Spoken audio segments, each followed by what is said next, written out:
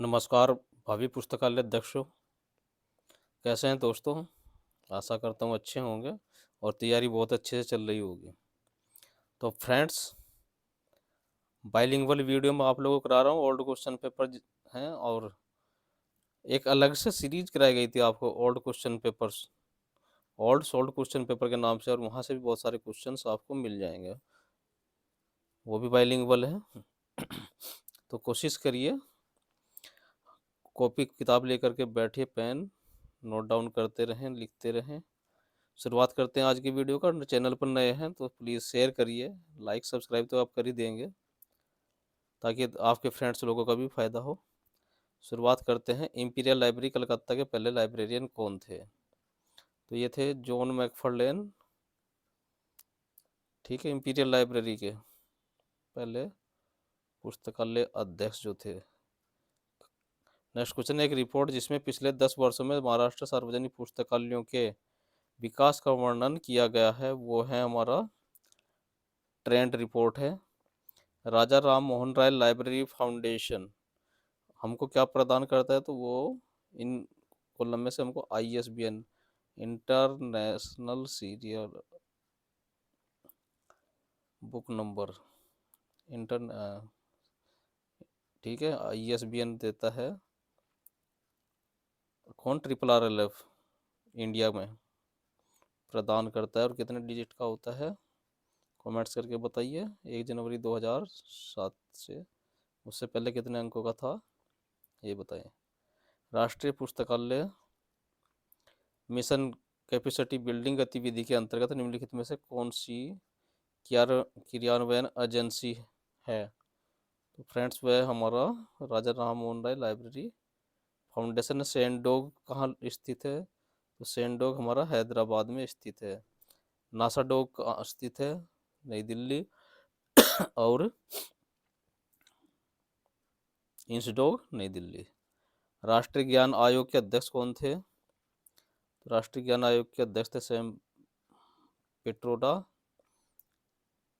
सूचना का अधिकार अधिनियम किस वर्ष पारित हुआ था? तो वह पारित हुआ था हमारा 2005 में। पहला स्कूल लाइब्रेरी इकोनॉमी किसके द्वारा खोला गया था? ये तो बहुत आप लोगों को याद है कि मेलविल डीवी के द्वारा खोला गया था। और सरस्वती महल पुस्तकालय तंजावर में स्थित है, ये भी आप लोगों को याद होगा। 4 लाइब्रेरी बहुत ज़्यादा पूछी जाती हैं। नेक्स्ट क्वेश्चन है, मध्य प्रदेश विधानसभा के वर्तमान निदेशक या पुस्तकालय कौन है? तो जब भी ये पेपर आया है MPSC 2018 का, उस समय कौन थे वहाँ पर? पुनीत श्रीवास्तव थे। नेक्स्ट क्वेश्चन है, ISBN में 5 भागों में कौन सा भाग पुस्तक के प्रकाशक को दिखाता है? तो थर्ड पार्ट जो है दिखाता है पब्लिशर को। राजा राम मोहन राय लाइब्रेरी फाउंडेशन के अध्यक्ष कौन है? देखिए फ्रेंड्स, ये क्वेश्चन जो हैं, जो अध्यक्ष हैं बदलते रहते हैं, तो समय समय पर परिवर्तनशील है। तो यह ब्रिज किशोर शर्मा है। नेक्स्ट क्वेश्चन है, विश्वविद्यालय या बौद्ध विहार के पुस्तकालय का नाम धर्मगंज था, कौन सा विश्वविद्यालय पुस्तकालय था? तो वो था हमारा नालंदा पुस्तकालय, जो यूनिवर्सिटी लाइब्रेरी थी नालंदा की, पहले वाली, वर्तमान नालंदा विश्वविद्यालय नहीं। Indore general indoor general library को किस वर्ष स्थापित किया गया था? तो वह स्थापित किया गया था हमारा 1854 में, Indore general library. National policy on library and information system, NAPLIS के अध्यक्ष कौन थे? तो ये थे डॉक्टर DP चट्टोपाध्याय। और इनफॉर्मल सेल्फ एजुकेशन किस प्रकार के पुस्तकालय में संभव है? तो वह है पब्लिक लाइब्रेरी। नेक्स्ट क्वेश्चन है, विश्व का सबसे प्राचीनतम या पुराना पुस्तकालय संघ कौन सा है? तो वह है अमेरिकन लाइब्रेरी एसोसिएशन, 1876। हाँ, भारत में पुस्तकालय विज्ञान के किस सूत्र को संतुष्ट करने सॉरी पुस्तकालय विज्ञान के किस सूत्र को संतुष्ट करते हुए हम सूची पत्रक का वर्गांक पेंसिल से लिखते हैं? तो वह लिखते हैं हम 5th law of library science. ठीक है, नेक्स्ट क्वेश्चन है, और 5th लॉ लाइब्रेरी साइंस कौन सा है? Library is a grooming organism. RRRLF Bharat सरकार के किस विभाग के अधिक काम करता है? तो राजा राममोहन राय लाइब्रेरी फाउंडेशन हमारा संस्कृति मंत्रालय या मिनिस्ट्री ऑफ कल्चर के अंडर कार्य करता है। नेक्स्ट क्वेश्चन है, कॉलेज पुस्तकालय के विभिन्न या निम्नलिखित तरीके भिन्न होते हैं, कौन कौन से होते हैं? ए और बी। आमतौर पर यह यूनिवर्सिटी से छोटा होता है लाइब्रेरी कॉलेज की, और यह अनुसंधान सामग्री बहुत ही रेयर केस में होती है। नेक्स्ट क्वेश्चन है, प्रथम भारतीय सार्वजनिक पुस्तकालय सम्मेलन कहाँ आयोजित हुआ था? तो वह आयोजित हुआ था मद्रास में। उच्च शिक्षा संस्थाओं में प्रवेश के लिए किस प्रकार के पुस्तकालय को स्थापित किया गया है? तो वह स्थापित किया गया है कॉलेज पुस्तकालयों को। ISSN का विस्तार क्या है? तो ISSN का विस्तार है international standard serial number. Next question है, मद्रास में अखिल भारतीय सार्वजनिक पुस्तकालय सम्मेलन आयोजित किया गया था 1919 में। और निम्नलिखित में से कौन सा एक विशेष पुस्तकालय में नहीं मिलता है? क्या नहीं मिलता है? तो पाठ्य पुस्तकें स्पेशल लाइब्रेरी में बहुत कम मिलती हैं। रिसर्च पे डिपेंड करता है वहाँ की, उस तरह की पीरियोडिकल्स वगैरह आते हैं। ठीक है फ्रेंड्स, अगला क्वेश्चन है, भारतीय पुस्तकालय संघ की स्थापना किस वर्ष में हुई थी? तो यह हुआ था हमारा 1933 में। अमेरिकन लाइब्रेरी एसोसिएशन का मुख्यालय कहाँ पर स्थित है? शिकागो में स्थित है अमेरिकन लाइब्रेरी एसोसिएशन का। स्वतंत्रता से पूर्व बड़ौदा राज्य में पुस्तकालय के विकास हेतु आंदोलन किसने चलाया था या योगदान दिया था? तो महाराजा सयाजीराव गायकवाड़ थर्ड ने। भारत में राष्ट्रीय पुस्तकालय सप्ताह कब मनाया जाता है? तो 14 से 20 नवंबर को मनाया जाता है।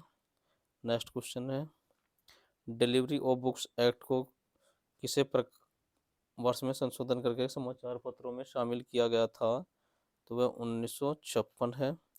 अगला क्वेश्चन है, लाइब्रेरी एसोसिएशन उस देश के गलत संयोजन की पहचान करें जो दिए गए हैं। तो गलत है society for information science India, ये गलत है। राष्ट्रीय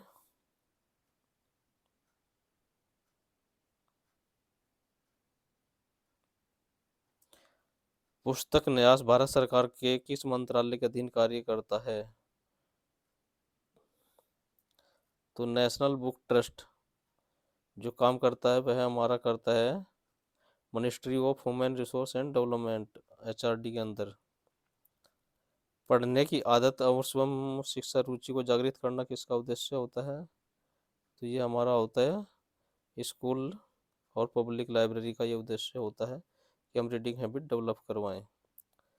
अगला क्वेश्चन है, सुसंगति के उपसूत्र किससे संबंधित हैं? ये तो ये हमारे विशेषताओं के लक्षण के उपसूत्र से संबंधित होते हैं। निम्नलिखित वस्तुओं में से एक गुण की पहचान करें। तो ये हमारा आयु। नेक्स्ट क्वेश्चन है, निशेषता के उपसूत्र किससे संबंधित होते हैं? इसका आंसर है पंक्ति का उपसूत्र। अगला क्वेश्चन है, किस वर्ष DDC के 19वें संस्करण प्रकाशित हुआ था? तो 1979 में DDC का 19th एडिशन आया था। किस वर्ष कॉलन वर्गीकरण का प्रथम संस्करण प्रकाशित किया गया है? तो यह 1933। मोस्ट इम्पोर्टेंट क्वेश्चन, बहुत कंपटीशन में आता है। अगला क्वेश्चन है, SR रंगनाथन के अनुसार आरेख दृष्टिकोण या आयत का नाम इस प्रकार है, सत्ता या एंटिटी। अगला क्वेश्चन है, DDC का 19वां संस्करण में क्या क्या कंसिस्ट या निहित है? तो वह हमारे 3 खंड है। कितने खंडों में DDC 19th एडिशन? 3 खंडों में है। Sears list of subject heading पहली बार कब प्रकाशित हुआ था? तो 1923 में। और किसी पुस्तक की वर्ग संख्या क्या दर्शाती है? तो सब्जेक्ट ऑफ ए बुक वो दर्शाती है। RDA किस वर्ष प्रकाशित हुआ था? तो RDA हमारा रिसोर्स डिस्क्रिप्शन जो पब्लिश हुआ था, RDA हमारा पब्लिश हुआ था 2010 में। ACR2 का अध्याय 10 किससे संबंधित होता है? तो वह 3 डायमेंशन ऑफ आर्टिफैक्ट से संबंधित होता है। अगला क्वेश्चन है, पुस्तक के किस पृष्ठ के हिस्से के पृष्ठों को रेक्टो शब्द के द्वारा प्रयोग किया जाता है? तो राइट साइड का जो पेज होता है। मार्क रिकॉर्ड की सामग्री कितने चरण में विभाजित होती है? ये विभाजित होती है हमारे 2 चरण में। रूल्स फॉर डिक्शनरी कैटलॉग्स किसने प्रतिपादित किया है? सीए कटर ने। निम्नलिखित में से आरडीए का पूरा नाम क्या है? आरडीए का पूरा नाम है रिसोर्स डिस्कशन एंड एक्सेस। निम्नलिखित में से कौन सा ओसीएलसी का उत्पाद और सेवा नहीं है? तो फेसिट और पब्लिशिंग इसका आंसर है। मेथड ऑफ ओस्मोसिस या ओस्मोसिस का जो सिद्धांत है किस से संबंधित होता है? तो वह होता है हमारा रिक्लासिफिकेशन से। सूचीकरण में साइन लोगों का क्या अर्थ होता है? तो स्थान के बिना, इसका अर्थ होता है डी ऑप्शन ठीक है। मार्क प्रारूप में 490 टैग क्या दर्शाता है? तो श्रेणी या विधान दर्शाता है। नेक्स्ट क्वेश्चन करते हैं, प्रसिद्ध पुस्तक थर्ड वेव का लेखक कौन है? तो एल्विन टोफलर इसके थर्ड वह है। प्रलेखन शब्द किसने प्रतिपादन किया है? तो यह पॉल ओर्टलेट ने किया है। और DESIDOC journal of library and information technology की आवधिकता क्या है? तो इसकी बाई मंथली है। और अगला क्वेश्चन है, McGrath hill science and technology का विश्वकोश ऑनलाइन संस्करण का नाम बताएं। तो ये हमारा एक्सेस साइंस है। वर्ल्ड ऑफ लर्निंग कहाँ से प्रकाशित होता है? तो वर्ल्ड ऑफ लर्निंग जो प्रकाशित होता है वो लंदन से होता है। इनफ्लिबनेट न्यूज़पेपर का प्रकाशन कब से शुरू हुआ था, स्टार्ट कब हुआ था? तो यह 1995 से इसका प्रकाशन स्टार्ट हुआ था।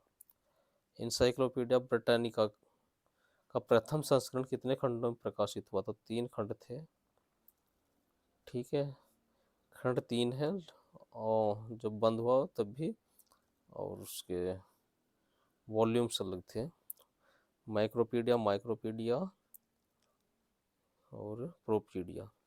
सीएस की आधारभूत सेवा किसकी है? तो सी आधारभूत सेवा है हमारा सामयिक सूचना प्रसार की एक प्रक्रिया है। CAS grant awareness service. सार लिखते समय कौन से काल का उपयोग किया जाता है? तो जो सार लिखते हैं हम जो भी, तो भूतकाल में लिखते हैं जो भी एब्स्ट्रैक्ट लिखा जाता है। संदर्भ साक्षात्कार किसके बीच आयोजित किया जाता है? जो संदर्भ साक्षात्कार है वह हमारा रीडर और संदर्भ कर्मचारी के बीच किया जाता है। SDI को पहली बार किसके द्वारा तैयार किया गया था?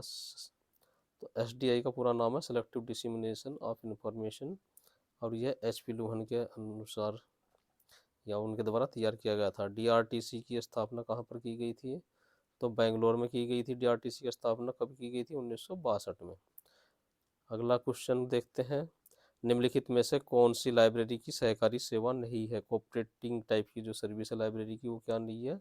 तो पुस्तकों में नुकसान में सुधार, ये कोऑपरेटिव सर्विस नहीं है लाइब्रेरी की। और आज की वीडियो यहीं एंड करते हैं।